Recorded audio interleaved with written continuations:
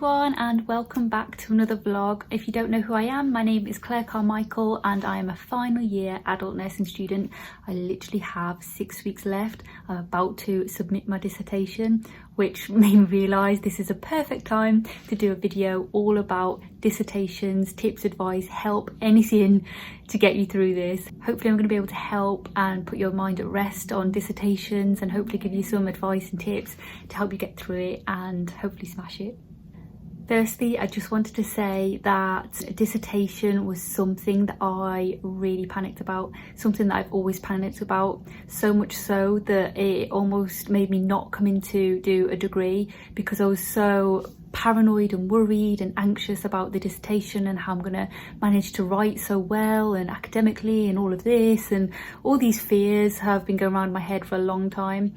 And in second year I actually started to research into my topic ready for my dissertation because I was really worried about it and I wanted to be prepared as much as I can. So I can fully understand your anxieties and worries right now, I promise you. But you know what? I've just got through it, I've just done it and it was all right. I'm alive, I'm well, I'm smiling at the end of it because I know it's done. But the process of doing it is hard, it is long-winded, you will tear your hair out, it might drain your soul a little bit, but overall it's okay, it's not too bad. It's just, for me personally, it was because I'm so organised. I like to get an assignment, write my assignment, done, dusted. But this is something that you physically, I can't, my hat's off to you if you can do this, but I physically can't sit down and write a whole dissertation in a night or even a week. This has taken me the whole year. This is not something that just you can just sit and write. I'm sorry, if you're that person that can do that, hats off to you. Please give me help, tips and advice and leave comments below for other people because I have no idea how you do it. Also, I just wanted to put in a little disclaimer here. I can only speak about my own experiences, my own thoughts, my own opinions. Also, each university will have their own ways of doing things as well. So always follow yourself and your university's guidelines before taking advice from anybody else. So our dissertation was a dissertation / not called dissertation. Ours was called ACP. And ours was 4,000 words. We had to come up with our own research question using a PEO or a PICO. Then once we found our literature, we had to use a CASP tool which critically appraises each article to show the strengths and weaknesses of every single article. So we had to do 10 of those for each article. And then once we found all the strengths and weaknesses, we put all of that into a data extraction table. And then once we've done this data extraction table, we come up with a theming table. And then once we've done our theming table and we found recurrent themes within all of the articles that sort of correspond to the answer of the question, then we go into our results section and conclusions and things like that. So that's overall what we do. That's a really whistle-stop tour of what we actually do for our ACP assignment. So what I discovered was 4,000 words wasn't not enough. So I've used tables, I've used appendices, things like that to sort of help me out a little bit. It's been tough to narrow it all down because everything I'm writing needs to be in there.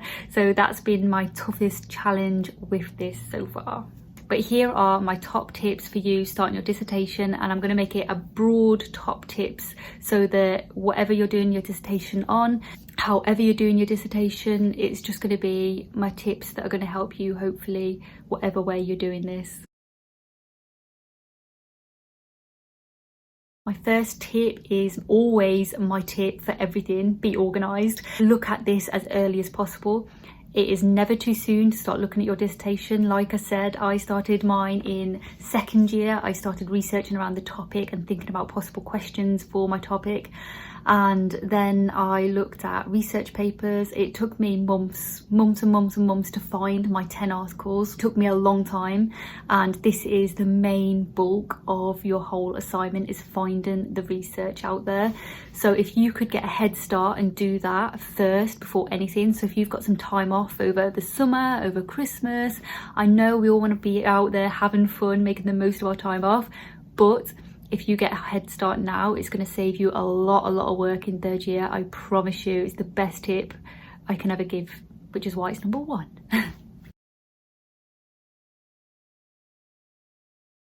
My next thing I'm going to say is not a tip, it's more advice, because this is a question that I asked at the very start. It's also a question that I've been asked by other students as well. And the question is, well, when you're looking at your research articles, how do you know if it's good enough or not to use in your dissertation? This is what you're trying to assess. So I know our dissertation was all about, the main thing they want you to know is how to do research. The whole point of dissertation is so that you know how to go and find a good quality piece of research that backs up what you're doing out there in nursing practice. So this is your job. Doing your dissertation is working out, is this article good enough or not? And this is where the use of your CAST tool comes in. So if you have got an article that isn't very good quality, you've done your CAST tool, but you've found a lot of weaknesses with it, that's great, because that's really, really critical.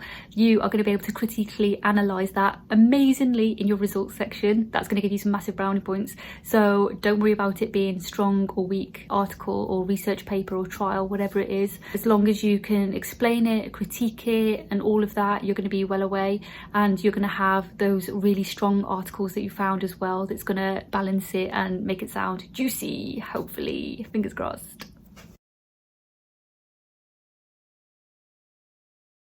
Tip number 2, if you're really, really struggling for articles, you can't find anything, go to your local library, go to your university library, your personal development department, get them to help you search as well. Not only this, but they can actually gain access to articles that you might not have access to, so they can put in requests for articles for you. Do that. I've done this and it's really, really helped me, because it found my last 10th article, so that really helped me. But please make use of the services at university, because that's what they're there for. They're free to use them, they're amazing, they're knowledgeable, and it'll just open a whole new world to you, and hopefully you'll be able to find your articles a lot faster.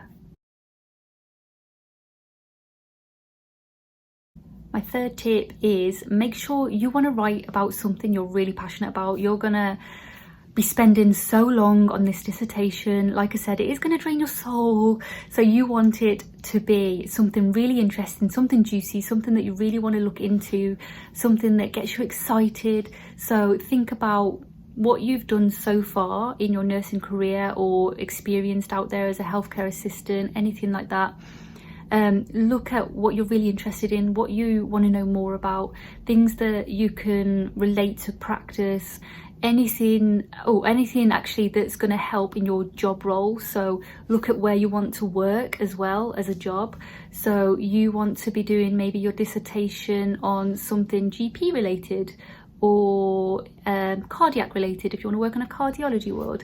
You want to do something about COPD or lung cancer or respiratory problems if you want to work on a respiratory ward. You get my drift. So if you're really interested in working in a particular area and that really fascinates you, do your dissertation on that, because that's going to give you massive brownie points when you go to your interview for your job and say, actually, I'm that interested in this area, I've done my dissertation on it. That's going to just blow their mind, I think. So not only one, pick something that's going to be really interesting because you will enjoy writing it and researching it and doing it. 2, is going to help you in your job if you pick something that relates to the job that you want to go into, or the speciality you want to go into. That's going to be massive brownie points for you. And yeah, hopefully that helps. My next tip is, break it down into small manageable sections, because this is a lot of work, it's massive, and if you just break it down into manageable bite-sized steps, it's going to be so much easier. Honestly, this is what I've done this for the whole year. I've just done all these sections bit by bit, stage by stage, and now I'm coming to the end, I'm looking at it thinking, oh, I've actually done that, I've actually not got as much as I thought that I had to do, because I've been doing it as I've been going. It's been amazing. And also setting yourself goals with it as well. So for the past week, I wanted my final draft completed. It wasn't completed, I still had a conclusion to write, I still had to finish off my implementation of findings at the end. And I still had a load of references to find. So I was panicking. I'm not gonna lie, I was panicking. I wanted to get it done. So I was really disciplining myself. And this week I dedicated 2 hours, some nights 3 hours, every single night for this whole week I've spent on this dissertation, just going over and over and over it, getting those bits done, chipping away at it all week. And then come Saturday, I opened my laptop, I went over it and thought, oh my God, I've got all this to do still. And I looked at it, it was like, oh, actually, I've actually done it all. So I looked at it Saturday, I was like, I think I'm finished. I think I've finished my final draft. All I need to do now is read through it and that's it, it's done. Oh, beautiful, submitting, yes. So it really, really does help to go step by step, bit by bit, manageable chunks, and you will get there. You'll look back at it and go, wow, I'm finished, and it'll be the best feeling in the world, I promise you. And what really helps is having a calendar as well. So at our university, that they made it really easy for us. So they gave us an actual, it's like a schedule. So between January to March was all about finding your research, getting your 10 articles together, and then March till May was such casping your articles, and then May to so-and-so was doing your introduction and all of that. Like, they really broke it down amazingly for us. So if you can just get a calendar, split it all up into sections but month by month and get those bits done, oh, you'll be well away. It's honestly massive help. Thank you, Birmingham City University. I'm not paid to say that, I promise.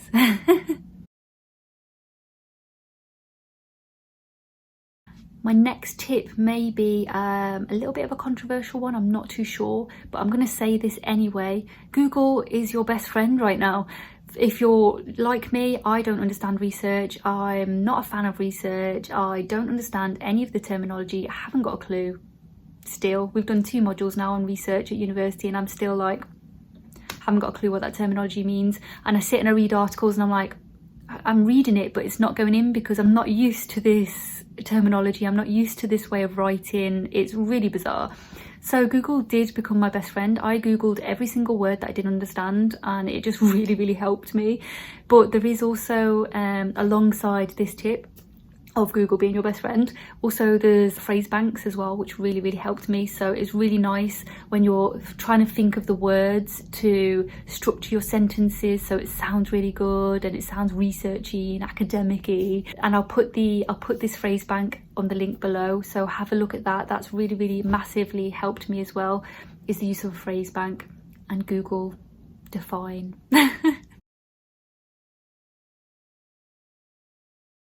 Another tip of mine is if you want some help on how to do a literature review, the book that we were told to use was Aviard 2014, something like How to Do a Literature Review, something like that. I'm really sorry if I've got that wrong, but I'll put it here at the bottom. So by Aviard 2014, if you Google that, it will come up. Your university should have the ebook. Our university had the ebook and the physical book if you want a physical book. And that just really helps as well to understand what qualitative research is, what quantitative research is, how to do the results and methods and things like that.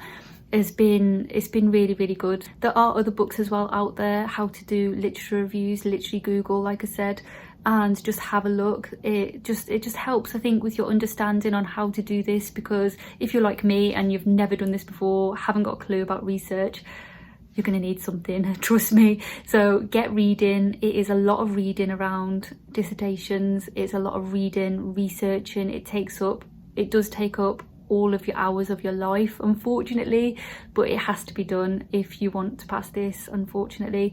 But hopefully that with the use of a good book, you will get in there, you'll get stuck in, and you'll understand it a lot more. And my final last tip for you is make the most of your supervision or your supervisors. You will be designated a supervisor for your dissertation that you have one-to-ones with, that you can go and ask for help, you can email them, make the most of that time with them. So book in with them, have a one-to-one, write down a list of everything you want to know, everything you want to ask, so that you don't forget when you're there, because that's something I do all of the time. I'll go to a doctor or something, because I never go to the doctor, so I'll wait until I've got 101 things wrong with me. I'm a really bad patient, and I'll go in and I'll forget. So I learned to write down things whenever I go into meetings now, or one-to-ones or tutorials. So I have my list ready, I'm organised, I'm prepared, and you can just go over everything. But please make use of them. They are there to guide you, to help you. They don't want to see you fail. So just make the most of that time with your supervisors. And that is pretty much all I've got to say. So I hope I've given you something that you can take away from this video that's going to help you out there. But I just wanted to say, lastly, dissertation was something massive to me. This was a massive, scary thing that I've dreaded for years and years. This goes back 10 years ago when I didn't want to do the degree. I wanted to do the diploma purely because I didn't want to face dissertation. I worried about it all through first year. In second year, like I said, I started looking into it because I wanted to be prepared. And now the time has come when I've actually finished my dissertation and I'm handing it in, and it's just a weight. It's like a weight has lifted off me, and I realised it's not that bad. Okay, yeah, it's soul draining, it takes a long time, it's done. It's not actually as bad as I made out in my head back then. It is big, it's a big thing, dissertation. You're going to struggle at times, you're going to tear your hair out, like I said, you're going to put posts on Facebook, Twitter, Instagram saying you're really sick of seeing this dissertation. But you know what, looking back, it's not as bad as I thought. And now it's done. I'm so happy. And it's just all those years of worrying has just gone. So yeah, so trust me, if I can do this dissertation coming from a non-academic background of failing my GCSEs, not doing anything, if I can get through this and write a dissertation, so can you. So come on, put on your positivity pants. You can do this. Get started. What are you waiting for? And good luck.